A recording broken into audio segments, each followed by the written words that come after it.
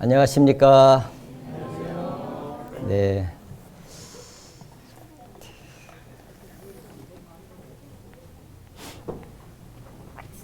오늘은 기쁘다 구주 오셨네. 네. 네. 크리스마스. 네. 어제 성도 교제의 밤 즐거우셨어요? 네, 감사합니다. 준비해 주신 모든 분들께 감사의 말씀 드리고 또 함께 참여해 주신 우리 성도님께도 감사하다는 말씀 드리고 싶습니다. 또 한 해를 돌아보고 하나님이 주신 은혜를 또 생각하고 또 주님을 찬양하고 함께 교제하는 그런 귀한 시간을 갖게 해 주신 하나님께 감사드리고요. 또 오늘은 주님이 탄생하시는 날은 아니지만은 그래도 주님이 오신 것은 확실하고 우리에게 큰 기쁨의 좋은 소식을 주시기 위해서 오신 우리 주님을 기리는 찬양하고 감사하는 그런 시간이 됐으면 좋겠다는 생각이 들고 또 그런 의미에서 또 이제 주님이 오신 것에 대해서 이렇게 설교를 해볼까 했는데 아마도 서울교회에서 하실 것 같아가지고 이번 주 수요일 날 오시면 들으실 것 같습니다. 그래서 저는 신앙의 법칙을 말씀을 드리고 있는데 계속해서 한번 말씀을 드리려고 합니다. 첫 번째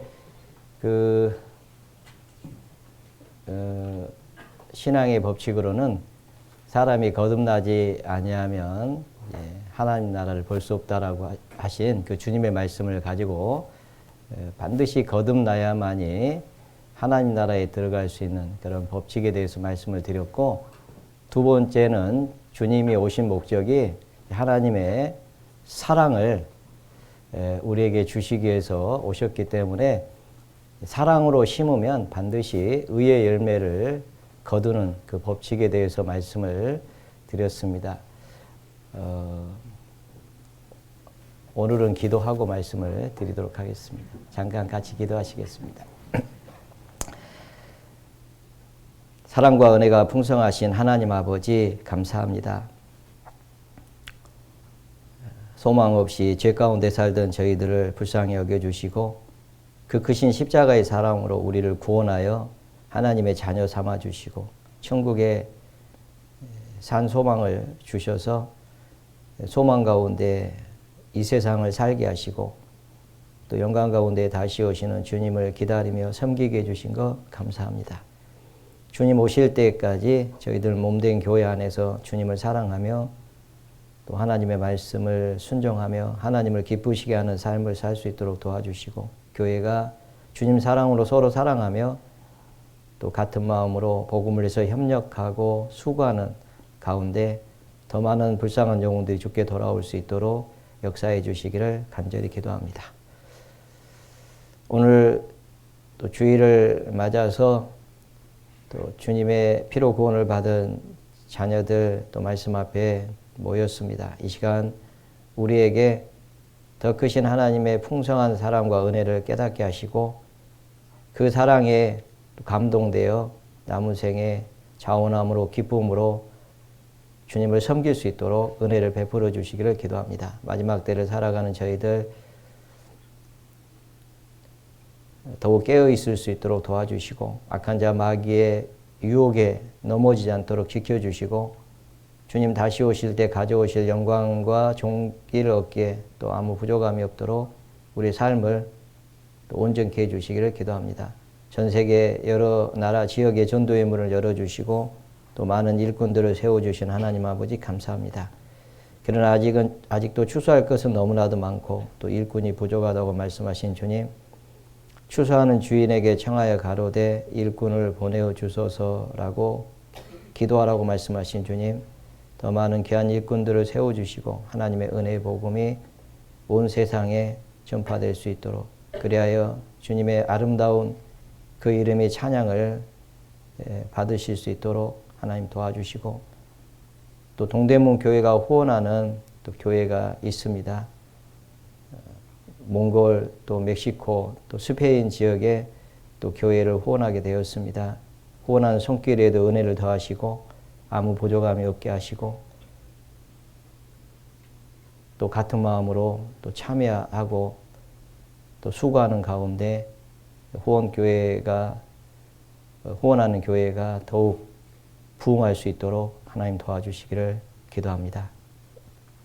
또 우리 가운데 병중에 계신 분들 계십니다. 하나님 아버지, 주님의 크신 사랑과 은혜로 붙잡아 주시고 또 능한 선으로 어루만져 주셔서 치료함을 받을 수 있도록, 그래야 하나님 앞에 더욱 감사하며 섬길 수 있도록 은혜를 베풀어 주시기를 이 시간 또 같은 마음으로 기도합니다. 오늘 한 시간 온전히 주께 의지합니다. 저희를 사랑하시는 주 예수님 이름으로 감사하며 기도드렸습니다. 아멘. 네, 성경 야고보서 4장을 찾겠습니다.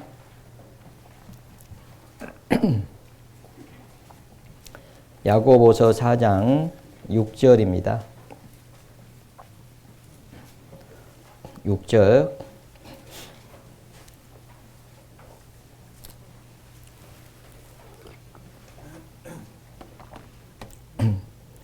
(6절) (7절을) 같이 한번 읽어보겠습니다.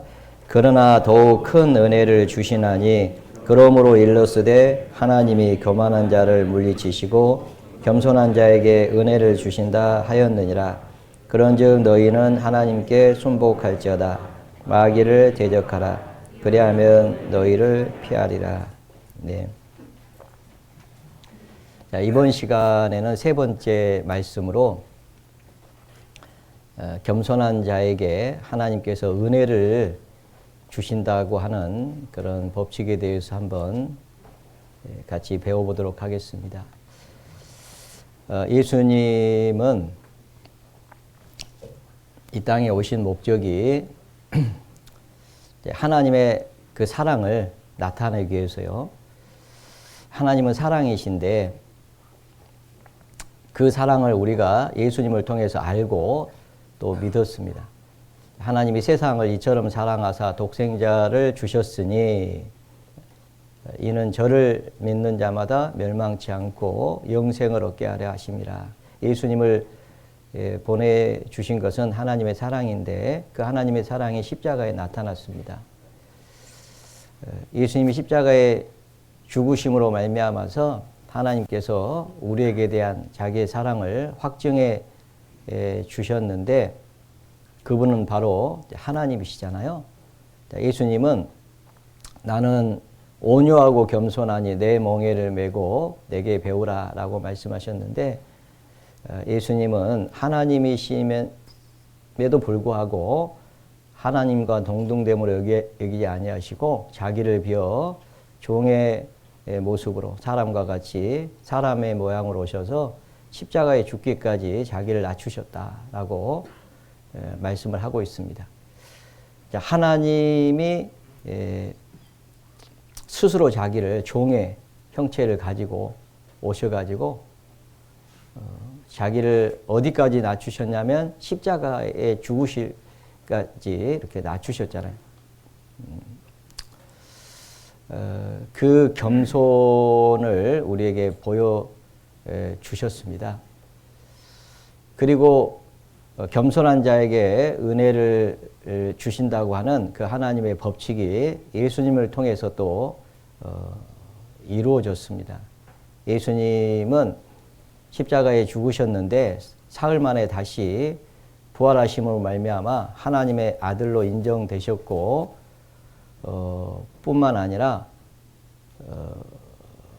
하나님께서 저를 지극히 높여서 모든 이름 위에 뛰어난 이름을 주시고 모든 무릎으로 그 앞에 꿇게 하시고 그 입으로 주라 시인하게 하셨다라고 빌립보서 2장에 기록되어 있습니다.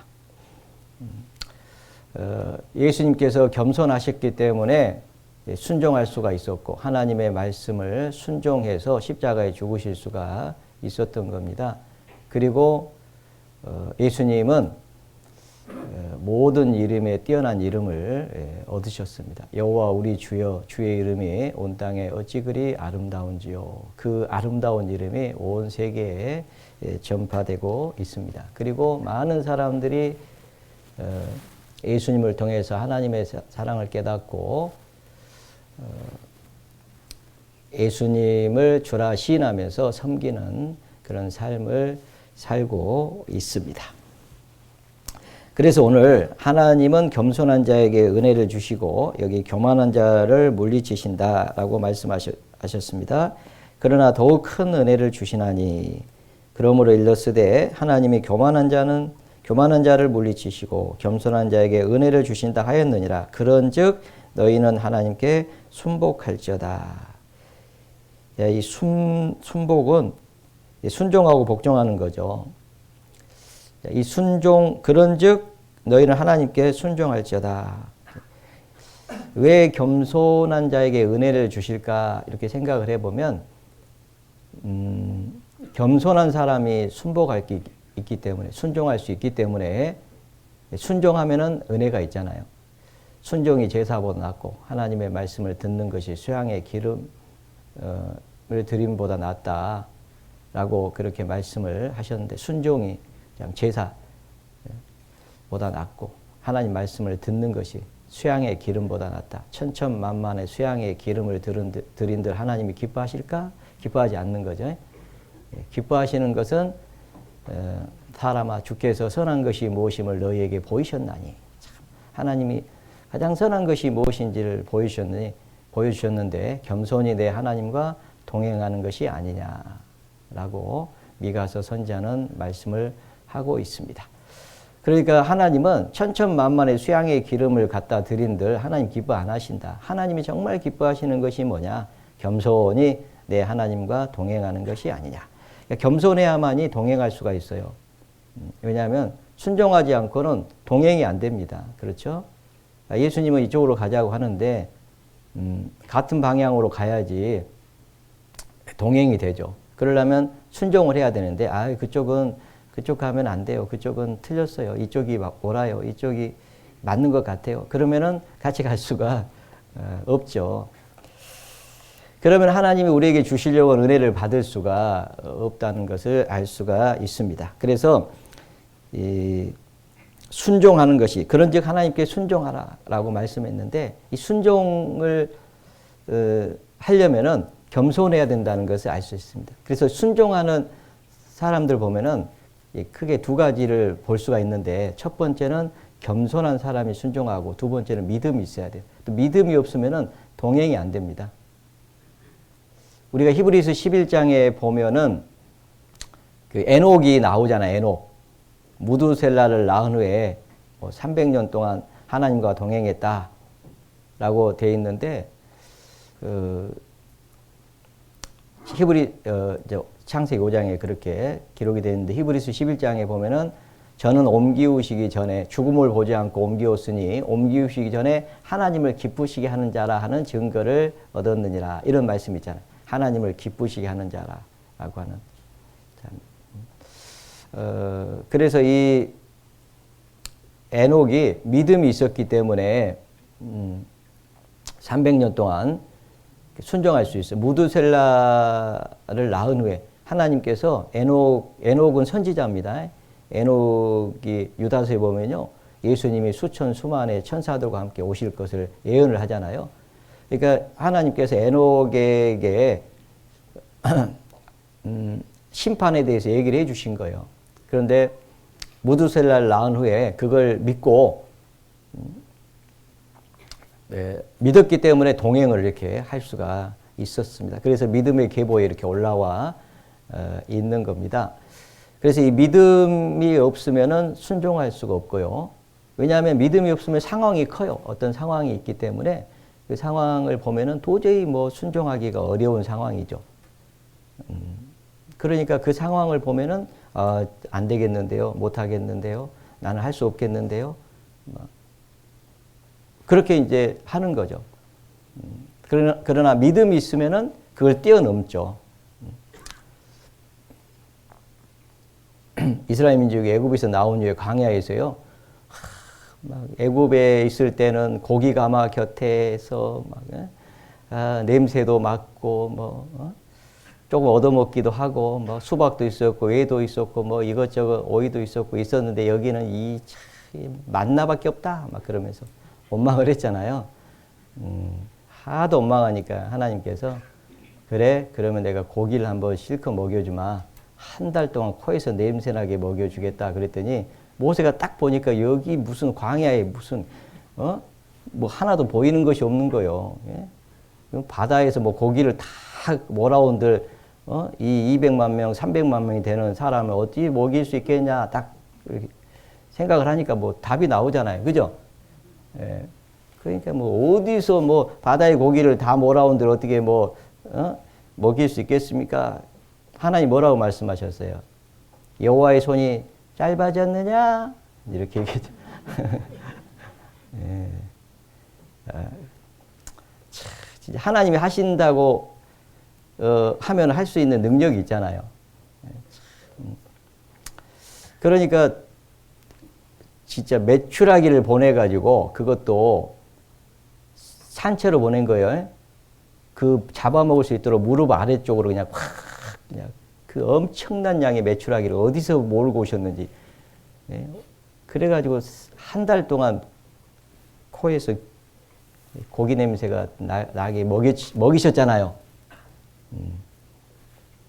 그러니까 우리가 이 믿음이 없으면은 순종하기가 어려워요. 그 상황이 너무 크니까. 그런데 이 믿음이 있으면은 순종할 수가 있어요. 또 겸손한 자가 또 순종이 돼요. 겸손하지 않으면 내가 너보다 더 잘하는데 내가 이거는 더 잘 알고 있다고 생각하는 거죠. 그러니까 잘 순종이 안 되는 거죠. 그래서 이 마귀는요, 순종하지 못하게 하는 거예요. 불순종하게 하는 거예요. 어떻게 하든 의심을 불어넣고요. 그래가지고 순종하지 못하게 하는 겁니다. 그러니까 마귀를 대적하라. 하나님께는 순복하고 마귀는 대적하라. 하나님은 겸손한 자에게 은혜를 주신다. 그러니 순종해라. 마귀는 의심을 불러일으켜가지고 야 그게 되겠냐? 야 선악을 알게 한 나무 실과를 먹지 말라고 했냐? 야 왜 먹지 말라고 한지 알아? 먹으면 너 하나님처럼 눈이 밝아져서 너 하나님처럼 되기 때문에 그래서 못 먹게 한 거야. 그래가지고 이제 의심을 불러일으켰잖아요. 그래가지고 먹어버렸죠. 고통이 왔다는 것을 우리는 잘 알고 있습니다. 그래서 하나님은 결국은 교만한 자는 대적하셨잖아요. 에덴 동산에서 쫓아내버렸습니다. 에덴은 기쁨인데 기쁨이 없어졌어요. 교만하면요 결국은 기쁨이 없어집니다. 그래서 하나님께 순복할지어다. 그리고 마귀는 대적하라라고 그렇게 말씀을 하셨다고 생각을 합니다. 그래서 이 마귀의 가장 큰 특징은 교만이고요. 예수님의 가장 큰 특징은 겸손이라고 할 수가 있겠습니다. 찰스 스펀저는 이렇게 얘기를 했는데 우리 자신을 평가하는 합당한 잣대는 겸손이다라고 그렇게 얘기를 했습니다. 이 거듭난 그리스도인들의 가장 큰 특징은 바로 이 겸손입니다. 정말 이게 거듭났는지 거듭나지 않았는지 저 사람이 정말 거듭난 사람일까? 아니면은 거듭나지 못했을까? 이런 생각을 할 수가 있잖아요. 그런데 이 구원받은 그리스도인들은 이 겸손하게 되어 있어요. 본질적으로 주님의 영이 이 안에 들어와 계시기 때문에 교만하면 고통이 오고요. 그리고 자기가 알아요. 겸손해야 될 것을. 그리고 다시 이렇게 돌이키는 힘이 있어요. 마치 그 양이 구덩이에 빠지거나 어디에 빠지면요 나오려고 하는 본성적으로 나오려고 하는 빠질 수는 있죠. 그런데 나오려고 하는 그런 본성적인 특징이 있는 것처럼. 그런데 돼지는 거기서 굴러버려요. 그냥 들어가면은 안 나오려고 해요. 거기 너무 좋아요. 본성적으로. 네. 그런데 이 구원받은 그리스도인들은 교만하면 고통이 있어요. 그리고 그러면 안 된다는 걸 알아요. 여기서 빨리 벗어나야 된다는 걸 알아요. 힘이 없지만은 그래도 그걸 해야 된다는 알아요. 그리고 어떤 계기에 의해서 거기서 벗어나는 그런 경우가 있어요. 근데 그걸 꾸준히 계속 가져가는 사람은 정말 이거는 좀 심히 걱정이 돼요. 정말 거듭난 사람일까? 이렇게. 왜냐하면 주님은 나는 온유하고 겸손하니 그랬잖아요. 내 멍에를 베고 내게 배우라 라고 말씀하셨습니다. 그래서 성령이 오셨기 때문에 하나님의 영 그리스도의 영이 오셨기 때문에 구원받은 그리스도인들은요. 교만하면 징계가 있고 징계를 받으면 금방 알아요. 아, 내가 어떤 부분에 문제가 있구나. 그리고 이걸 버리려고 해요. 성경에서 우리는 하나님 앞에 이렇게 겸손한 사람들을 보게 되고 그 겸손한 사람들에게 하나님이 어떤 은혜를 주셨는지를 이렇게 보게 됩니다.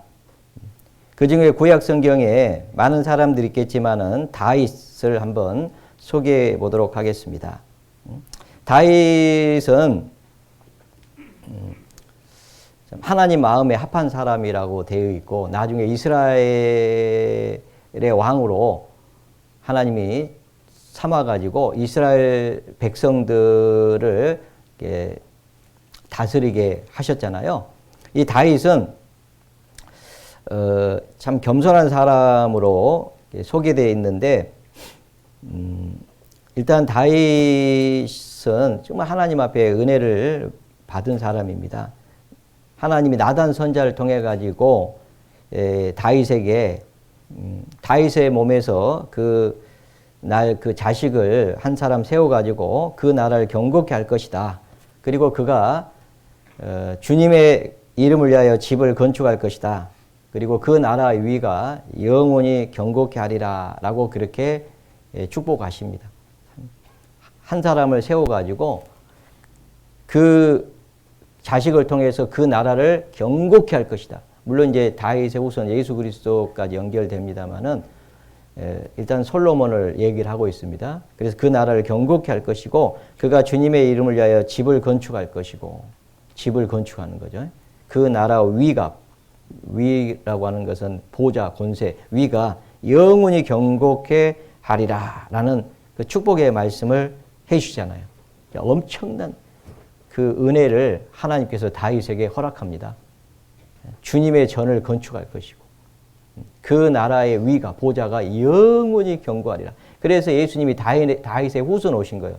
아무나 예수님이 다윗의 후손을 아무에게나 예수님이 후손을 오시겠어요? 그렇죠? 아브라함의 언약, 아브라함과 맺은 언약, 다윗과 맺은 언약. 참 아브라함은 믿음의 조상이잖아요. 다윗은 믿음으로 참 승리한 사람인데 이 마태복음 1장 1절 시작이 아브라함과 다윗의 자손 예수 그리스도의 세계라. 아브라함에게 말씀하신 대로 다윗에게 언약한 대로 예수님이 오신 거잖아요.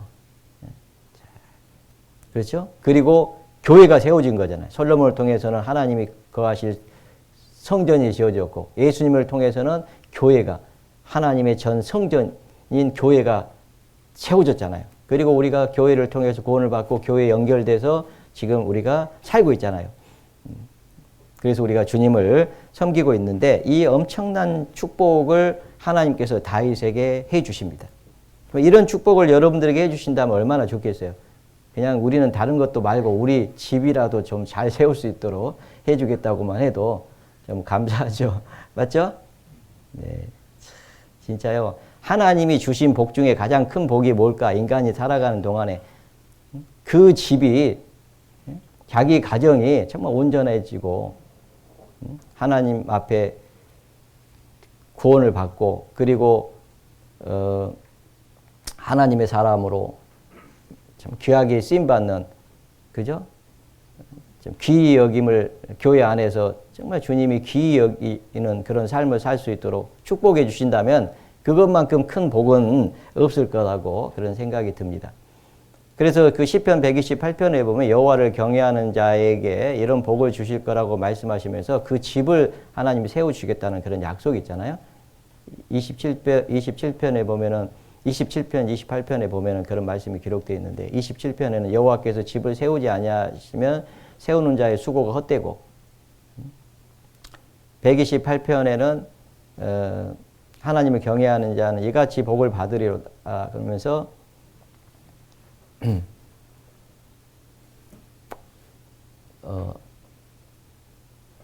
내 상에 이같이 복을 받으려다라고 얘기하면서 내 상에 둘린 어린 자식은 내 상에 둘린 자식은 어린 감람나무 같으려다 이런 축복을 해주시잖아요. 내 상에 둘린 자식들이 어린 감람나무 같아. 이스라엘에 가보면 이 감람나무가 올리브인데 엄청난 양의 그 열매를 맺어요. 그런데요, 이 감람나무가 막 1000년이 지나도 늙어도요, 진액이 풍족하고요, 잎사귀가 막 청청하고요, 열매를 얼마나 많이 맺는지 몰라요. 참 열매를 맺는 정말 그런 삶을 살게 해주겠다는 그런 약속으로 보여지는데 엄청난 축복이잖아요. 또 네 부모를 공경하라 그리하면은 내가 땅에서 잘되고 장수하리라 라는 그런 말씀 드리는데 참 이 땅에서 잘되는 게 뭐겠어요? 그 집이 참 온전히 세워지는 거라고 생각합니다. 자녀들이 하나님의 사람으로 귀하게 쓰임받고 그런 복을 하나님이 주시겠다는 약속이라고 보여지는데요. 그런 축복을 하나님이 다윗에게 허락하셨거든요. 그때 이 다윗이 그 하나님의 음성을 나단 선지자를 통해서 듣고 다윗의 한 말을 들어보면 그가 겸손한 사람인지 아닌지를 금방 알 수 있는데 이렇게 얘기합니다. 나는 누굽니까? 내 집은 무엇입니까? 그런데 나로 이에 이르게 하셨나이까? 이렇게 얘기해요. 내가 도대체 누굽니까? 내 집은 무엇입니까? 자기는 가장 정말 천한 이세가 목동. 그죠? 그 중에 또 막내 아들, 장자도 아니에요. 그런데 나와 내 집이 무엇이간데 나로 이에 이르게 하셨나이까? 여호와여 주께서 이것을 오히려 적게 여기시고 또 종의 집에 영구히 이를 일을 말씀하실 뿐 아니라 주 여호와여 인간의 규례대로 하셨나이다. 주 여호와는 종을 아시오니 다윗이 다시 주께 무슨 말씀을 하오리까? 무슨 얘기냐면 아니 나는 자격이 없는데 이렇게 대우를 받을 자격이 없는데 왜 이런 은혜를 내게 베푸십니까? 이렇게 얘기를 하는 거예요. 그러니까 근본적으로 이 사람 다윗은 참 겸손하다는 것을 알 수가 있습니다. 그래서 하나님이 다윗을 택하시고 이스라엘을 다스릴 수 있도록 했는데 그래서 다윗이 이스라엘을 잘 다스리게 됩니다. 시편 78편을 보겠습니다.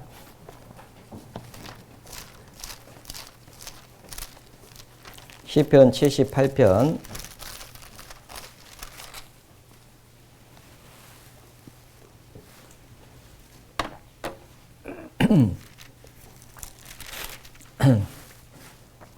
70절에 보시면 또 그 종 다윗을 택하시되 양의 우리에서 취하시며 전양을 지키는 중에서 저희를 이끄사 그 백성인 야곱 그 기업인 이스라엘을 기르게 하셨더니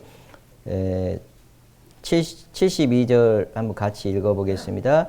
이에 저가 그 마음의 성실함으로 기르고 그 손의 공교함으로 지도하였도다. 전 양을 지키는 중에서 저희를 이제 이끌어내시고 라고 그래가지고 그 백성인 야곱 그 기업인 이스라엘을 기르게 하였더니 이에 저가 그 마음의 성실함으로 그 손의 공교함으로 지도하였도다. 이 말은 하나님이 명하신 대로 모든 것을 순종하며 하나님의 법도와 규례를 따라서 행하였다라고 그렇게 지금 기록을 하고 있는 겁니다. 하나님의 명하신 대로 모든 것을 다 순종하고 그 하나님의 명령과 규례를 따라서 다 행했다. 이제 그런 말씀입니다. 그게 마음의 성실함으로 했다. 저가 마음의 성실함을 했다. 그런 의미가 거기에 있습니다. 그런데 이 사무엘상 17장에 보면은 이 전양을 지키는 중에서 취하야 됐다. 양의 우리에서 취하시며. 참 그 16장, 17장, 사무엘상 16장, 17장의 내용은 뭐냐면 사울이 하나님 앞에 범죄했잖아요. 사울이 교만해가지고 하나님 말씀을 불순종하게 됩니다. 기다리라고 했는데 기다리지 않고 자기가 하나님 앞에 제사를 드려버려요. 그거는 왕이라도 제사를 지낼 수가 없습니다. 자기 위치가 아니에요. 제사를 드리는 위치가. 제사장만이 제사를 지낼 수 있습니다. 그런데 사무엘이 7일이 다 가는데 안 오니까 그냥 블레셋에서 막 쳐들어와가지고 계속 나오지. 백성들은 막 무서워서 도망가지. 그런 상황에 처하니까 이 사울이 하지 말아야 될 일 해버리잖아요. 그리고 나중에 아말렉 족속을 진멸하라고 하는 말씀을 불순종하게 됩니다. 그래서 아각을 살리고 좋은 양들은 짐승들은 살리고 그리고 나중에 책망을 받을 때 돌이키잖아요. 하나님 좋은 걸 살려둔 것은 하나님께 제사 드리려고 했습니다. 이렇게 얘기하잖아요. 그때 유명한 말이 나오는 거예요. 순종이 제사보다 낫고. 근데 그때 당시에 기름을 이제 사울을 패하고 다윗의 이세의 아들들 중에 기름 부을 자를 택하라고 예선하라고 하나님께서 사무엘에 얘기합니다. 그래서 이제 준비를 하고 이세의 아들들을 다 불러요. 첫 번째 아들이 딱 나타났는데 엘리압입니다. 엘리압이 기골이 딱 장대한 거예요. 야, 사울처럼. 이가 바로 사울의 뒤를 이어서 왕이 될 자구나 이렇게 생각을 했어요. 사무엘도 속았습니다. 하나님 뭐라고 말씀하셨냐면 외모를 보지 말아라. 외모를 보지 말아라. 제가 왜 약간 좀 소리를 높였겠어요. 따뜻하니까 졸음이 오시는 분이 가끔 제가 약간 이렇게 소리를 높이면 제가 원래 소리를 잘 못 치는데 가끔 칠 때가 있어요. 난방도 다 끄셨죠? 그때는 양해하셔요. 조는 분 깨우려고 하는 사랑으로 하는 것이지 혼내려고 하는 건 아니에요. 네. 계속 주무셔도 괜찮긴 해요. 뭐. 네. 그래서 하나님께서 말씀하셨습니다. 외모를 보지 마라. 사람은 외모를 보거니와 나 요한은 중심을 보느니라. 이 중심이 교만한 걸 알거든요. 나중에 엘리압이 교만하다는 것이 어디서 드러났냐면 다윗은 아버지가 심부름 시켜가지고 형들이 어떻게 지내는가 보고 와라 해가지고 갔거든요. 그래가지고 왕의 이제 막 그 전쟁통에 골리앗이 나타나가지고 막 이스라엘 하나님을 막 모욕하잖아요. 그러니까 저 할례받지 못한 것이 하나님의 이름을 모욕한다. 그러면서 이제 자기가 지금 전쟁하려고 하는 그런 이제 상황이 있잖아요. 그러면서 이렇게 대화하는 도중에 엘리야이 뭐라 하냐면 네가 지금 이 교만해가지고 지금 전쟁이 어떻게 되는지 보러 왔구나 막 하면서 얘기하거든요.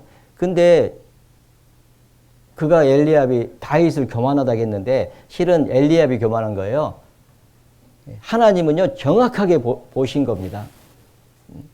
다윗이 겸손하다는 것을. 그리고 엘리압은 교만한 것을. 왜냐하면 중심을 봤거든요. 딱 보니까 중심에 우리는 못 보잖아요. 근데 하나님은 중심을 보니까 엘리압은 교만해요. 다윗은 겸손해요.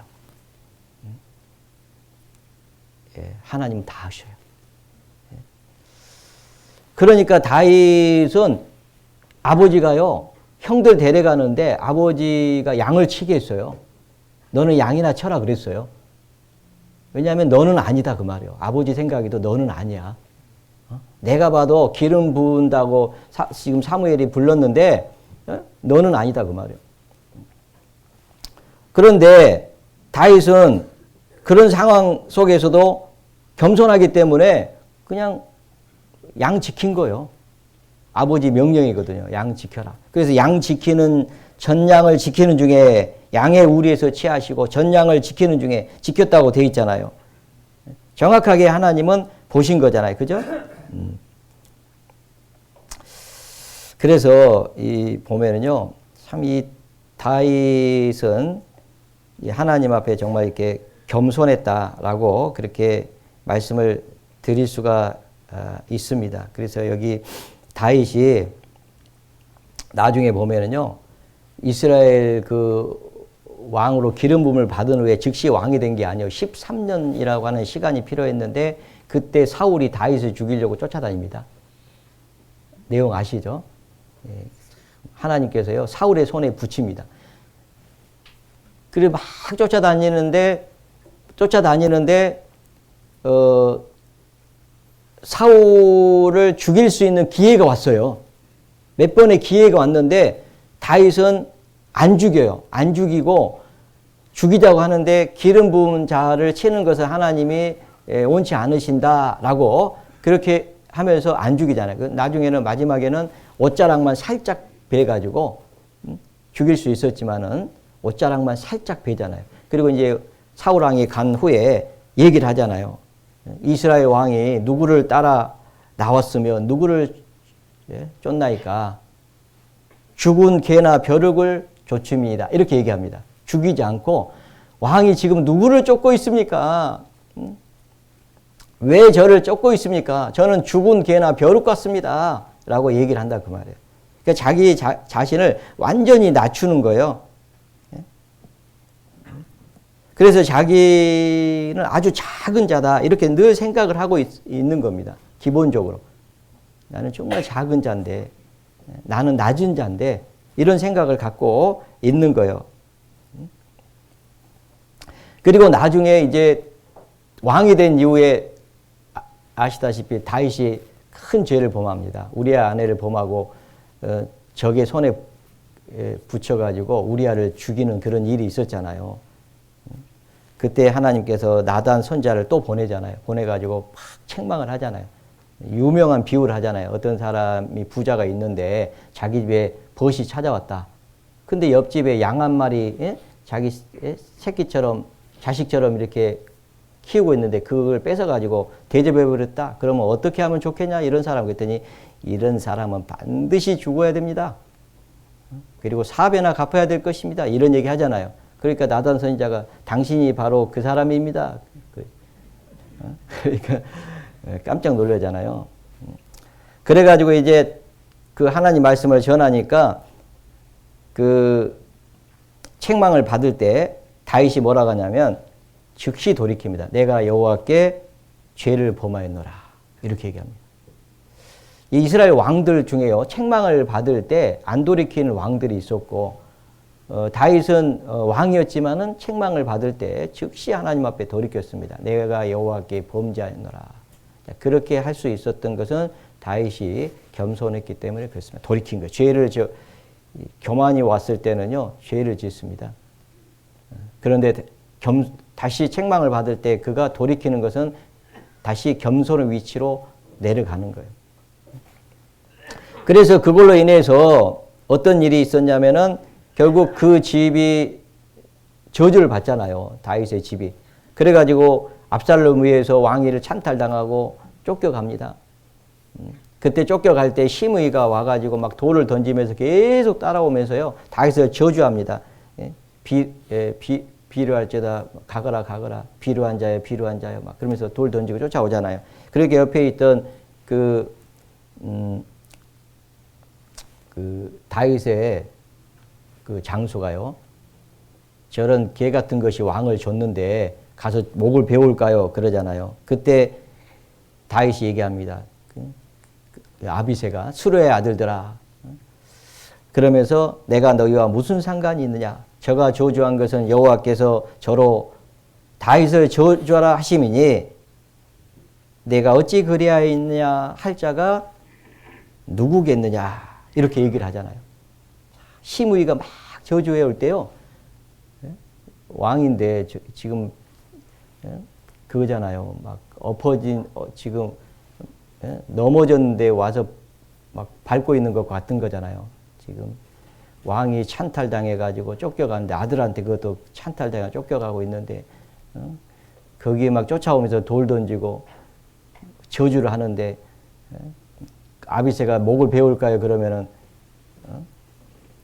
눈짓만 했어도 가서 목 베었을 건데 그러지 않고 여호와께서 저로 나를 저주하게 하셨다. 이렇게 얘기를 하잖아요. 내버려둬라. 다윗은 이 겸손했다는 것을 알 수 있습니다. 나중에요. 사울이 다윗을 죽이려고 블레셋 손에 붙여가지고 죽이려고요.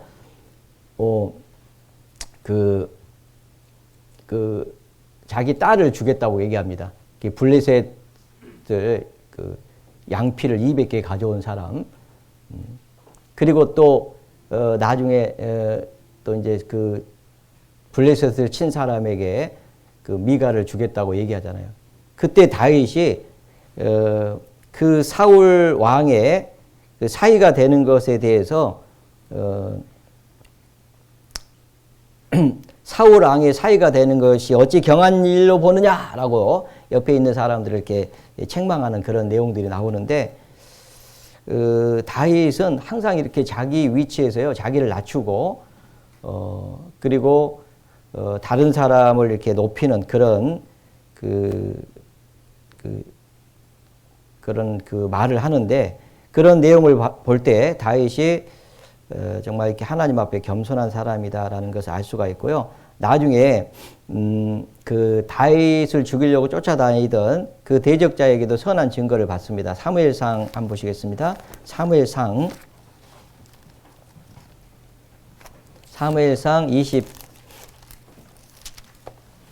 24장에 보시면요. 사울이 이제 다윗에게 24장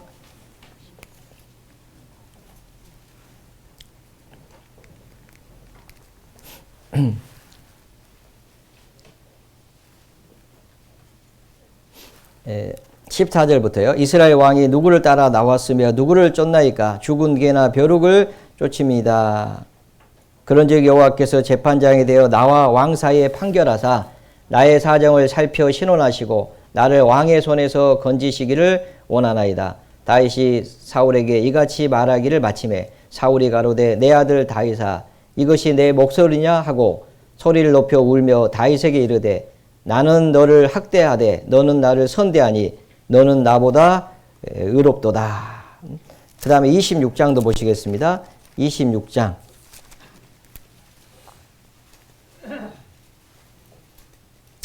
20절 그런즉 청컨대 여호와 앞에서 먼 이곳에서 이제 나의 피로 땅에 흐르지 말게 하옵소서. 이는 산에서 메추라기를 사냥하는 자와 같이 이스라엘 왕이 한 벼룩을 수색하러 나오셨습니다. 한 벼룩을 수색하러. 참 이스라엘의 병사들이 들어가 가지고요. 그 왕이 자고 있을 때 죽일 수 있었지만은 죽이지 않고 하나님이 기름 부은 자를 치는 것을 금하셨다고 하면서요. 그 머리 곁에 있는 창과 물병만 가지고 왔잖아요. 그리고 이제 얘기를 하는 거예요. 그때 사울이 21절 사울이 가로되 내가 범죄하였도다. 내 아들 다윗아 돌아오라. 내가 오늘 내 생명을 귀중히 여겼은즉 내가 다시는 너를 해하려 하지 아니하리라. 내가 어리석은 일을 하였으니 대단히 잘못되었도다. 다윗이 대답하여 가로되 왕은 창을 보소서 한 소년을 보내어 가져가게 하소서. 여호와께서 각 사람에게 그 의와 신실을 갚으시리니 이는 여호와께서 오늘날 왕을 내 손에 붙이셨으되 나는 손을 들어 여호와의 기름 부음을 받은 자 치기를 원치 아니하였음이니이다. 오늘날 왕의 생명을 내가 중히 여긴 것 같이 내 생명을 여호와께서 중히 여기셔서 모든 환난에서 나를 구하여 내시기를 바라나이다. 25절은 같이 읽겠습니다. 사울이 다윗에게 이르되 내 아들 다윗아 내게 복이 있을지로다. 내가 큰 일을 행하겠고 반드시 승리를 얻으리라 하니라. 다윗은 자기 길로 가고 사울은 자기 곳으로 돌아가니라. 네. 이 다윗의 대적 사울 왕에게 이 선한 증거를 얻잖아요. 다윗은 끝까지 하나님의 기름 부음 받은 자를 직접 손으로 치는 것을 하나님이 금하셨다는 것을 알고 하나님께 맡기잖아요. 그때 결국 대적자 사울에게도 선한 증거를 받게 되었습니다. 네가 큰 일을 행하겠고 반드시 승리를 얻으리라. 이대로 복이 임한 거예요. 참, 네가 큰 일을 행하겠고 반드시 승리를 얻으리라 라고 이제 그렇게 얘기를 하게 됩니다. 결국은 다윗은 승리했습니다. 사울은 하나님께서 대적하셨잖아요. 사울은 전쟁통에서 죽었잖아요. 그리고 그 집은 다윗의 집은 점점 강해지고 사울의 집은 점점 약해졌습니다. 결국 하나님이 그렇게 하셨다는 것을 알 수 있습니다. 그 찬양에 보면 겸손이라고 하는 찬양이 있는데 그 찬양 아마 많이 들어보셨을 거예요. 내가 참 노래만 잘하면 한번 불러주고 싶지만은 어제 우리 찬양대가 찬양을 하도 잘해가지고 용기가 안 나네. 참을 수 없어도 화내지 않고 끝까지 인내하는 거. 참을 수 없어도 화내지 않고 끝까지 인내하는 거. 감사할 수 없는 그런 조건에서도 감사하며 사는 거. 칭찬이나 비난 가운데서도 침묵하며 살아가는 거. 말씀 순종하기 어려울지라도 믿음으로 순종하는 거. 어떠한 자기 주장도 버리고 오직 모든 것을 주님 뜻에 맡기며 내가 강한 것이 아니라 주가 강함을 보여줌이 진정한 겸손. 겸손은 겉사람이 드러나지 않고 속사람이 드러나는 것. 하나님과 가장 가까운 사람이 바로 겸손한 사람. 그 찬양 들어보셨죠? 네, 저보다 잘 부르는 가수가 유튜브에 많아요. 네, 우리 광주교회 찬양대에서도 불렀던 그런 찬양인데 참 좋은 찬양이라고 생각합니다. 이 겸손한 사람에게 하나님께서요 진짜 약속대로 복을 주셔요. 은혜를 주신다라고 그렇게 말씀하고 있습니다. 이 겸손한 사람이 어떤 사람이냐? 다윗을 통해서 이렇게 종합해 보면 하나님의 명령을 따라 순종을 하는 거예요. 그리고 순종한 후에도 하나님 앞에서 자신이 전적으로 무익하다. 모든 것이 하나님의 은혜다라고 이렇게 인정할 수 있는 사람. 예를 들면은 그 위대한 사도 바울이 그랬잖아요. 나의 나된 것은 하나님의 은혜로라. 그렇죠. 사울은 마땅히 죽어야 되죠. 그러잖아요. 스데반을 죽일 때 가편에 서고 옷을 지키고 대제사장에게 공문을 받아가지고 예수 믿는 사람들 잡아가지고 옥에 가두고 또 다메섹까지도 가가지고 예수 믿는 사람들을 잡아오려고 가다가 다메섹 도상에서 예수님을 만나잖아요. 그리고 그가 굴복하고 나서 이방인의 사도가 돼가지고 얼마나 많은 고난을 받았어요. 얼마나 많은 수고를 했어요. 그럼에도 불구하고 나의 나된 것은 하나님의 은혜로라. 내가 모든 사도보다 더 많이 수고하였으나 내가 아니요 하나님의 은혜로라. 나의 나된 것은 하나님의 은혜로라. 얼마나 진짜 이런 그 간증을 우리도 하고 싶죠. 안 그렇습니까? 네, 참 그런 간증하고 싶잖아요. 얼마나 감사합니까? 나의 나된 것은 하나님의 은혜로라. 예수님은 이런 말씀을 하셨어요. 누가복음 17장에 보시면 누가복음 17장에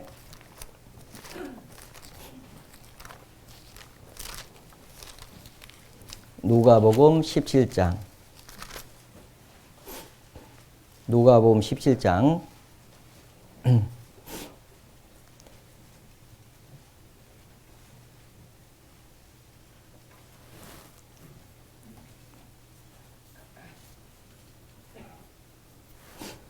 7절.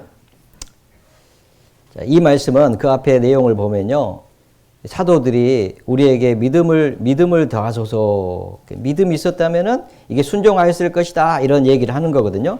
이 뽕나무더러 뿌리가 뽑혀 바다에 심기울이라 하였을 것이요. 그것이 너희에게 순종하였으니까 믿음이 있으면 순종하였을 것이다. 이렇게 얘기를 하면서 비유로 이렇게 얘기를 하는 거예요. 7절.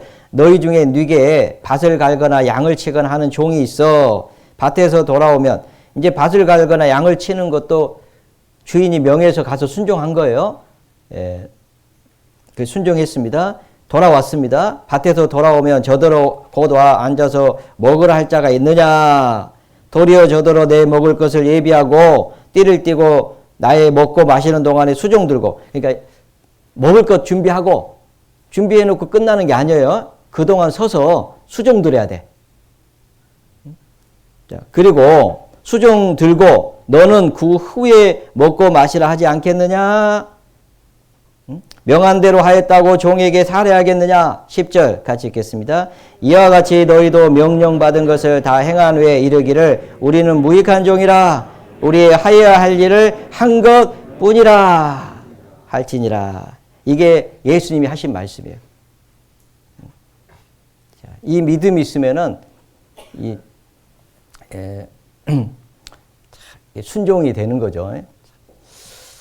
참 우리는 구원을 받을 때 믿음이 왔습니다.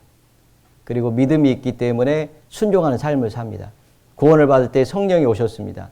성령이 오실 때 하나님 사랑이 부어졌고 그리고 그 사랑으로 우리도 주님을 섬깁니다. 그러잖아요. 안 그렇습니까? 네, 섬기죠. 참 우리 그 내년에 임원을 맡아서 수고해 주실 우리 임원들 너무 감사하고요. 참고로 다 아시겠지만은 혹시 모르신 분이 있을 것 같아서 이 통장이나 무슨 반장이나 뭐 어디 뭐 대표나 이런 동대표나 뭐 하면은 나라에서 얼마씩 주기는 해요. 아시죠? 그런데 참고로 교회에서는 1원 한 장도 안 줍니다. 오히려 자기 돈으로 섬겨요. 예, 이걸 아셔야 돼요. 예. 그러니까 얼마나 많은 수고하는지 몰라요. 그리고 그 위치에 가보면요, 짐이 무거워요. 예? 재밌는 얘기 해줄게요. 우리 교회 어떤 형제님이 부구역장만 7년을 하신 분이 계시는데, 예? 구역장 한번 하고 싶다고 이렇게 하나님 앞에 얼마나 기도를 했는지 구역장을 1년 했는데 1년 하고 나서 다시는 못 하겠다고. 너무 힘들어. 진짜 잠도 제대로 못 자고 막 신경을 하도 많이 쓰고. 예. 뭐 섬기고 막 자기 돈으로 섬기고 이런 건 얼마든지 기쁨을 할 수 있는데 그 형제 자매들을 위해서 기도하고 돌봐야 되고 이게 얼마나 신경 쓰는 건데. 안 그래요? 예. 참고로 제가 한 해에 위내시경을 한 5번 이상 한 적이 있습니다. 이게 속 쓰려가지고. 이게 보통 신경 쓰는 게 아니에요. 임원 이렇게 막 정할 때, 예? 제비 뽑아가지고 막 이렇게 막 주사위 던져가지고 막 이렇게 하는 게 아니에요. 예? 얼마나 기도를 많이 하는지 아십니까? 네. 그래서 혀가 다 헐어요. 어쨌든 혀가 구멍 뚫려요. 그런 경험 없죠? 예, 그래서요, 임원들이요, 정말 수고 많습니다. 그러니까 이걸 아셔야 돼.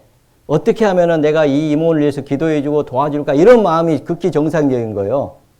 예, 네가 임원인데 나한테 이렇게 소홀히 하면 돼? 이렇게 하면 안 돼. 예? 뭐 힘이 딸려요. 혼자 하기가 그리 쉬운 게 아니에요. 여러분 시켜줄게요. 하고 싶은 사람이 있으면 누구든지 얘기해요. 제가 다 시켜줄게요. 예? 정말이요. 저는 하겠다고 하면요, 너무 감사해요. 다 안 하겠다고 그래요. 그러니까 제가 전화를 안 해요. 전화하면 안 하겠다고 하니까. 예? 그냥 방을 붙여. 예. 전화하면 다 안 하겠다고 그래요, 진짜. 네. 아십니까? 네. 그래서 제가 터득해가 전화 안 합니다. 그래서 오해 없기를 바라요. 그래서요, 이게 쉬운 일이 아니에요. 응? 아이 밭을 갈고 양을 치는 게 그 쉬운 일입니까? 이 밭 갈아봤어요? 제가 포천에 있을 때요, 뒤에 조금 터 좀 가는데 얼마나 힘든지, 아이고야, 다시는 하고 싶지 않더라고. 그래서 제가 제일 성경에서 좋아하는 구절이 있어요. 땅을 파자니 힘이 없고 빌어먹자니 부끄럽구나.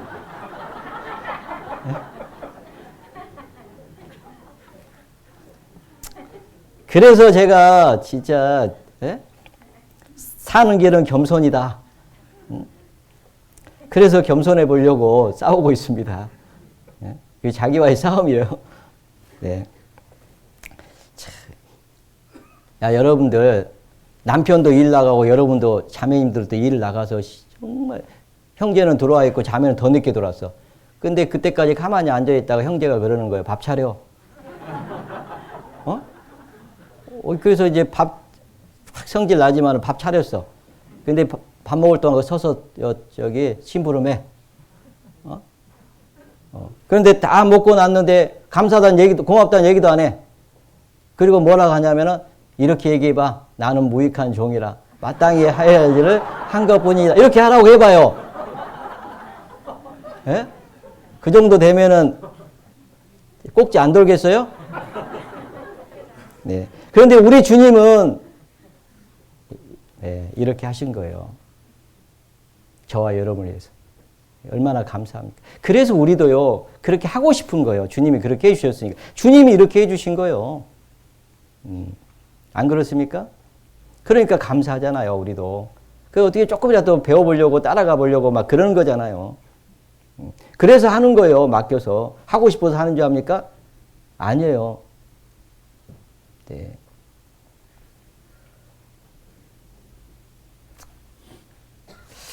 뭐 더 나가면 안 될 것 같으니까, 여기서. 네. 그래서 이게 겸손한 사람은 하나님의 명령을 따라 순종한 후에도 하나님 앞에서 자신이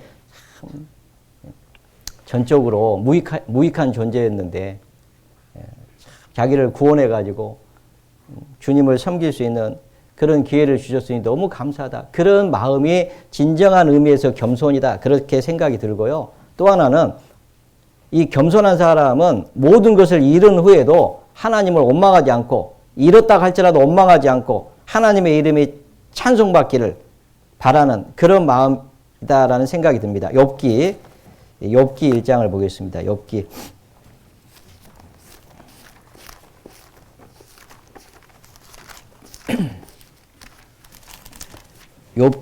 1장에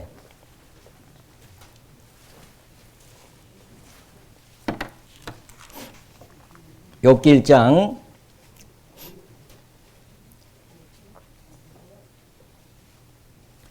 20절 욥이 일어나 겉옷을 찢고 겉옷을 찢는 것은 아주 극한 어떤 슬픔 그런 상태거든요.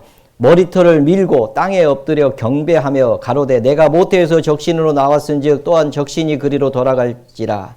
주신 자도 여호와시요 취하신 자도 여호와시니 여호와의 이름이 찬송을 받을지니이다 하고 이 모든 일에 욥이 범죄하지 아니하고 하나님을 향하여 어리석게 원망하지 아니하니라. 참, 다 잃어버렸습니다. 자식들까지 한날에 다 죽었잖아요. 그런 상황 속에서도 다윗은 하나님을 원망하지 않았다고 되어 있습니다. 어리석게 원망하지 아니하니라. 그리고 여호와의 이름이 찬송을 받을지어다 라고 얘기한 겁니다. 자, 그래서 이런 겸손한 마음을 가진 사람이요. 욥은 마귀의 어떤 계략 있잖아요. 욥을 넘어뜨리려고 하는. 가서 마귀가요, 하나님 앞에 가서 고소한 거잖아요.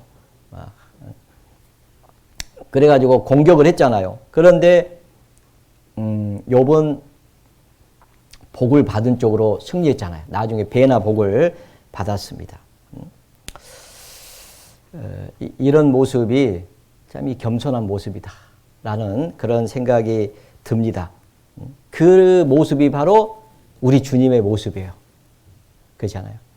참 주님은요, 욕을 받으시되 욕하지 아니하시고, 고난을 받으시되 위협하지 아니하시고, 침을 뱉고, 뺨을 치고, 눈을 가리고, 너를 친 자가 누구냐 조롱하고. 자, 그런데 공의로 심판하신 자에게 부탁하시고, 오히려 기도하셨잖아요. 아버지여 저들의 죄를 사하여 주옵소서. 저들이 하는 것을 저희가 알지 못하느냐. 그 기도 소리를 듣고 옆에 죽어가는 강도가 회개하잖아요. 그 주님. 그리고 십자가에 결국은 죽으셨습니다. 그리고 다 이뤘다. 승리하셨잖아요. 마귀를 멸했잖아요.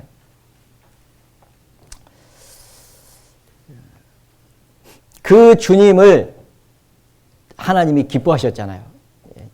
요단강에서 침례를 받고 올라오실 때 하늘 문이 열리고 성령이 비둘기같이 임하시면서 하나님의 음성이 들렸습니다. 이는 내 사랑하는 아들이요 나의 기뻐하는 자라.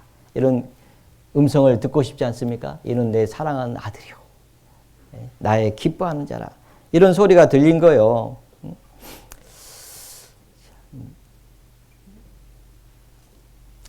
사도 바울이 끝까지 믿음을 지킬 수 있었던 이유도요. 그가 겸손했기 때문에 그렇습니다. 내가 내 몸을 쳐서 복종케 하면 남에게 전파한 후에 도리어 버림을 당할까 두려워하는. 다윗은 사도 바울은 두려워하는 것이 있었습니다. 하나님 앞에 쓸모없는 인간이 될 것 같. 그게 가장 두려운 거예요. 그래서 나는 날마다 죽노라. 내가 내 몸을 쳐서 복종케 하면 무슨 육신적인 고난만 받은 게 아니에요. 사도 바울이. 고린도 교회에서는요, 막 사도 바울을 향해서 막 말도 안 되는 얘기 했잖아요. 제자도 아니고 예수님의 12 제자도 아니고 그리고 자기 이익을 위해서 저거 하고 있다라고 그렇게 대적했잖아요. 그럼에도 불구하고 다윗은 사도 바울은 겸손했기 때문에 모든 겸손과 눈물로 얼마나 많이 눈물을 흘렸는지 모릅니다. 근데 모든 일에 겸손의 포지션, 위치를 벗어나지 않은 거예요. 사도 바울이. 그러니까 모든 겸손과 견유로 그 눈물이며 유대인의 관계를 인하여 당한 시험을 참고 그 가운데 주를 섬겼다고 되어 있습니다. 그리고 마침내 내가 선한 싸움을 싸우고 나의 달려갈 길을 마치고 믿음을 지켰다. 이렇게 간증을 하잖아요. 선한 싸움을 싸우고 나의 달려갈 길을 마치고 내가 믿음을 지켰다. 이제 후로는 나를 위하여 의의 멸류관 예비되었으니 죽어도 의로우신 재판장이 그날에 내게 주실 것이다. 나뿐만 아니라 나처럼 주의 나타나심을 사모하고 살아가는 모든 자에게 주실 것이다. 이렇게 말씀을 하신 거잖아요.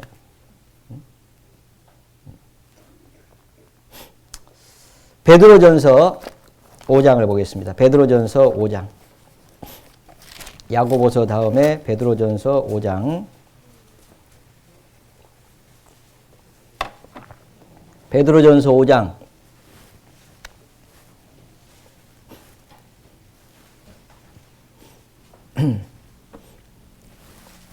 5절부터 제가 읽겠습니다. 젊은 자들아 이와 같이 장로들에게 순복하고 다 서로 겸손으로 허리를 동이라. 하나님이 교만한 자를 대적하시되 겸손한 자에게는 은혜를 주시느니라. 6절은 같이 읽겠습니다.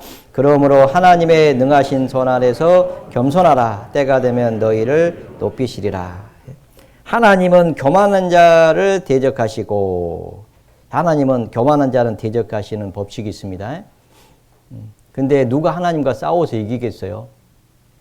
여러분 하나님과 싸워서 이길 수 있는 사람이 있어요? 없어요. 그러니까 교만은 패망의 선봉이 되는 거예요. 왜요? 하나님이 대적하시니까. 근데 하나님과 싸워서 이길 수 있는 사람이 없어요. 아무도 없습니다. 그죠? 대적이라고 하는 용어를 찾아보니까 군대 용어더라고요. 전투를 벌이는데 하나님이 전투를 벌이는 거예요. 누구에 대해서 하나님이 전투를 벌이는데 하나님과 싸워서 이길 사람이 있습니까? 없잖아요. 근데 그렇게 하시겠다는 거예요, 하나님이. 막 엄청난 그 군대를 이끌고 와가지고 하나님의 군대가 얼마나 많은지 아셔요? 하나님이 교만한 자는 대적하십니다. 자, 이제 잠언 16장을 보겠습니다. 잠언 16장. 잠언 16장. 잠언 16장. 5절. 16장 5절. 같이 한번 읽어보겠습니다. 무릇 마음이 교만한 자를 여호와께서 미워하시나니 피차 손을 잡을지라도 벌을 면치 못하리라. 마음이 교만한 자를 여호와께서 미워하신다라고 그렇게 말씀하고 있습니다. 피차 손을 잡을지라도 벌을 면치 못하리라. 반드시 벌을 받는다는 거잖아요. 피할 수가 없다는 것을 얘기를 하고 있습니다. 그래서 이 교만한 자는 하나님이 대적하시기 때문에 반드시 심판을 받게 된다는 거예요. 하나님은 교만한 자에게 어떻게 행하시는지를 성경에 기록을 하고 있는데요. 먼저 하나님이 그 사람을 낮추십니다. 교만한 눈은 낮추시리다. 낮추신다고 되어 있고요. 그 다음에 시편 31편 23절에 보면 교만이 행하는 자에게 엄중히 갚으시느니라. 이런 말씀이 있어요. 교만이 행하는 자에게 엄중이라고 하는 단을 찾아보니까 아주 충분히 갚아버리겠다. 아낌없이 갚아버리겠다. 남김없이 갚아버리겠다. 이런 뜻이에요. 그래서 이사야 30장에 하나님께서 토기장이를 얘기하면서요. 토기장이가 그릇을 회파함 같이 아낌없이 파쇄하리니 이런 말씀이 있거든요. 마치 토기장이가요. 그릇을 파쇄해버리는 있잖아요. 마음에 안 들면은 막 그릇을 막 만들다가 마음에 안 들면 어떻게 해요? 그냥 팍 깨버린다는 거 던져서. 그것처럼 하나님께서 이 교만한 자를 엄중히 갚으신다는 거. 아낌없이 그냥 파쇄해버리겠다. 참 이 말씀을 들으면 진짜 무섭잖아요. 교만히 행하는 자에게는 엄중히 갚으시리다. 여호와는 잠언 15장 25절에 보면 여호와는 교만한 자의 집을 허시며 교만한 집을 허신다. 교만한 자에게 속해 있는 모든 사람과 부속물을 포함하는 거예요. 그 집은 교만한 자의 집, 사람, 그 다음에 그에게 속해 있는 모든 것, 그것을 다 허신다. 허신다는 단어를 찾아보니까 뽑아가지고 해체해버린다. 완전히. 무섭잖아요. 여러분 집을 그냥 다 뽑아가지고 하나님 이스라엘 민족도 뽑아가지고 그냥 심었든지 뽑아가지고 다 흩어버렸잖아요. 마치 그와 같은 거예요. 그렇게 하겠다는 거예요. 또 교만한 자를 내가 용납지 아니하리로다. 이런 말씀이 있어요. 마음이 교만한 자를 내가 용납지 않겠다.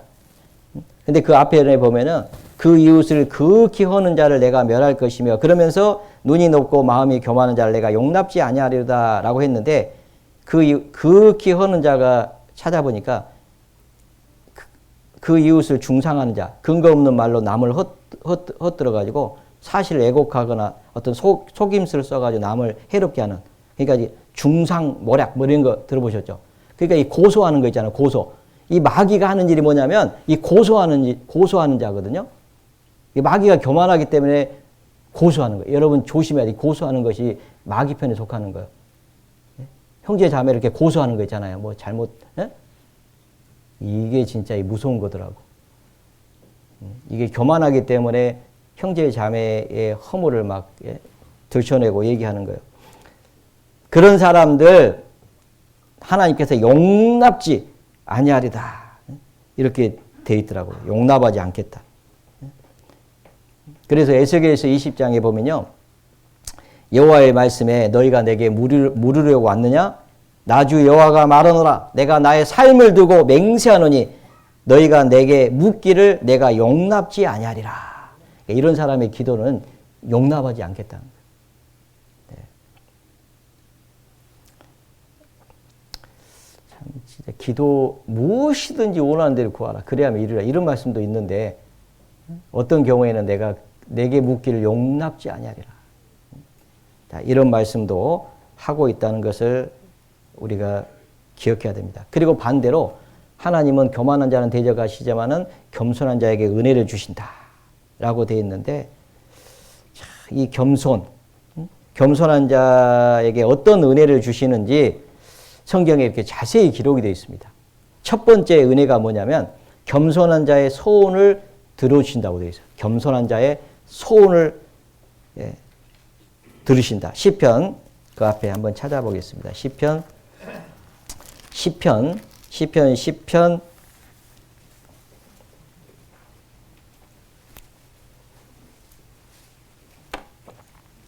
10장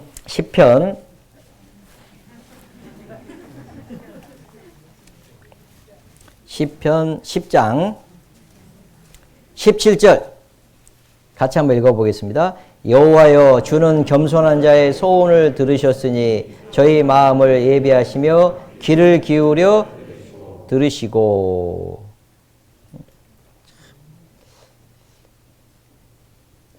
겸손한 자의 소원을 들으셨다. 하나님이요 저희 마음을 예비하시며 이렇게 귀를 기울여 들으시고 이런 말씀이 있는데 하나님께서요 이거 아셔요? 시편 21편 한번 시편 21장 가까이 있으니까요. 1절 여호와여 왕이 주의 힘을 인하여 기뻐하며 주의 구원을 인하여 크게 즐거워하리이다. 그 마음의 소원을 주셨으며 그 입술의 구함을 거절치 아니하셨다. 하나님이요 그 마음의 소원을 주신다. 이 소원도요 하나님이 주신다는 것을 알 수 있습니다. 마음의 소원을 주시는 거예요. 그래서 저희 마음을 예비하셨다 그런 의미가 있습니다. 그리고 그 귀를 기울여 들으셨다라고 아까 시편 10장에 얘기를 하고 있는데 여기서 보면은 하나님께서 그 마음의 소원을 주셨으며 그 입술의 구함을 거절치 아니하셨나이다. 소원을 주시고 그 구함을 거절치 않았다 이런 말씀도 있잖아요. 근데 하나님이 겸손한 자의 소원을 들으셨으니 이렇게 되어 있습니다. 하나님께서요 소원을 들어주셔요. 그래서 시편 103편 5절에 보면 좋은 것으로 내 소원을 만족케 하자. 소원을 하나님 소원도 주셔요. 그리고 소원이 있으니까 기도할 거 아니에요. 그걸 또 들으셔. 그래가지고 들으셔가지고 그 좋은 것으로 소원을 만족해 주셔. 은혜를 주시는 것 중에 겸손한 자에게 은혜를 주신 것 중에 첫 번째가 이 소원을 이루어 주십니다. 소원. 여러분 무슨 소원이 있나요? 예, 소원을 하나님이 안 주셨으면은 예, 조금 좀 돌아보셔야 되겠는데. 예, 하나님이 소원을 주신다고 되어 있어요. 그래서 그런 말씀이 많아요. 저는 자기를 경외하는 자의 소원을 이루시며 소원을 이루어 주신다. 그런 말씀이 있고 그 다음에 겸손한 자를 하나님이 붙드신다는 말씀이 나오는데 악인은 땅에 엎드러져도 하나님은요 겸손한 자를 이렇게 붙드신다. 그런 말씀이 이렇게 나와요. 그래서 하나님께서 붙들어 주신다. 환난 날에도 이렇게 붙들어 주시고 이렇게 해 주신다. 그리고 구원해 주신다. 막 그런 말씀이 참 많습니다. 붙들어 주시고 거기서 건져 주시고 겸손한 자를 구원으로 아름답게 하심이로다. 이렇게 그런 말씀이 있어요. 그리고 또 겸손한 자의 영을 소생케 하시며 이런 말씀이 있는데 이 겸손한 자에게 새로운 어떤 힘을 주셔요. 하나님 영을 소생케 하신다. 마치 독수리 치며 위로 나름 같을 것이요 여호와를 앙망하는 자는 새 힘을 얻으리니 그런 말씀이 있잖아요. 그래서 겸손한 사람들에게 하나님 소원을 들으시고요. 그 어떤 새로운 힘을 주셔가지고 이렇게 주님에서 살 수 있도록 그렇게 해주신다라는 생각이 듭니다. 그래서 어떤 사람이 가장 지혜로운 사람이냐면 겸손한 자가 지혜로운 사람이에요. 그래서 잠언 11장 2절에 보면 겸손이 오면 욕도 오거니와 겸손한 자에게는 지혜가 있느니라. 진짜 지혜 있는 사람이 누구냐면 겸손한 사람입니다. 진짜 겸손한 사람이 지혜가 있다는 게 뭐냐면 겸손하게 행하면 하나님께 복을 받는다는 것을 알기 때문에 그 법칙이 있다는 걸 알기 때문에 겸손하게 살려고 하는 거예요. 겸손하게 행하려고 하는 겁니다. 그게 진짜 지혜 있는 거예요. 그래서 우리가요, 이 겸손이 하나님의 은혜를 받는 그런 비결이다라는 것을 우리가 잘 알고 있습니다. 겸손은 종기의 앞잡이다라고 되어 있고, 겸손과 여호와를 경외함의 보응은 재물과 영광과 생명이라고 되어 있고, 마음이 겸손하면 영예를 얻는다고 되어 있고, 그런 말씀이 있습니다. 그래서 이런 복을 하나님께서 주시는데, 하나님께서 겸손한 자에게 은혜를 주시니라. 가장 큰 은혜가 소원을 이루어 주신다. 내년 한 해 우리에게 소원이 있습니다. 하나님이 그런 소원을 주시는데, 건너와서 우리를 도라라는, 올해는 가서 전하자. 어디든지 가서 우리의 손길이 필요한 데는 어디든지 한번 가보자. 우리의 도움이 필요한 데는 어디든지 한번 가보자. 그런 그 마음을 가지고 가서 전하자라는 그 슬로건을 정하고 그렇게 하려고 노력을 했다고 생각합니다. 그래서 많이 이렇게 수고해 주신 우리 임원분들 너무 감사하고, 또 내년에는 또 건너와서 우리를 도우라라는 그런 그 소원을 하나님이 주셨습니다. 그래서 같은 마음으로 이렇게 해외 선교하는 일에, 정말 우리 교회가요 엄청난 일을 하고 있다는 거 아시죠? 제가 알기로 현재 약 90여 개 나라에 약 900개 이상의 교회가 있습니다. 그리고 전국에 우리 교회가 같은 마음으로 이 세계 선교에 협력해 주셔가지고 엄청난 일을 하고 있습니다. 실은 아마 이 얘기를 들으시면 거의 입이 찢어질 거예요. 어마어마한 일을 하고 있는데, 제가 부탁을 드리고 싶은 것은, 우리도 내년에 세계 나라의 세계 교회를 후원할 수 있도록 하나님이 기회를 주셨습니다. 그래서 몽골 같은 경우나 멕시코 같은 경우는, 몽골은 이제 막 시작하는 그런 단계고, 또 멕시코도 시작이 됐지만 아주 연약한 교회입니다. 그래서 우리의 도움의 손길이 필요하고 우리의 많은 기도가 필요합니다. 그래서 동일한 소원을 하나님이 여러분에게도 주시기를 바라고, 하나님이 그 소원을 이루어 주셨다면 기도해 주시고, 또 같은 마음으로 이렇게 협력해 주신다면 너무나도 감사하겠다, 그런 마음이 듭니다. 그래서 하나님이 이 소원을 주신다. 그리고 기도하게 하시고 소원을 이루어 주신다. 라는 그 엄청난 그 은혜가 내년에 우리 교회에 임하기를, 그 하나님의 은혜가 우리 교회에 임하기를, 그리고 하나님 앞에 감사하는 그런 시간이 되기를 소원해 봅니다. 네, 같이 기도하시겠습니다. 하나님 아버지 감사합니다. 우리를 구원해 주시고 하나님의 자녀 삼아 주시고 천국의 산소망을 주시고 교회 안에서 주님을 사랑하며 주님을 섬기게 해주신 하나님 아버지 감사합니다. 올 한 해도 하나님의 은혜로 살아왔음을 고백합니다. 또 내년 한 해도 하나님의 은혜로 살기를 소망합니다.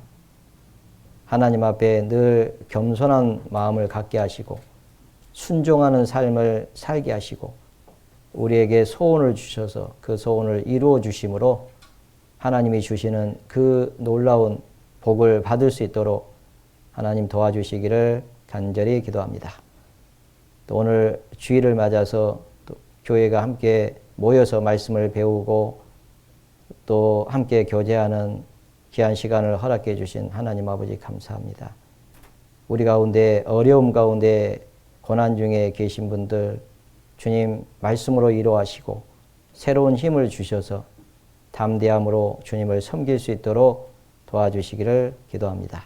저희를 사랑하시는 주 예수님 이름으로 감사하며 기도드렸습니다. 아멘. 네.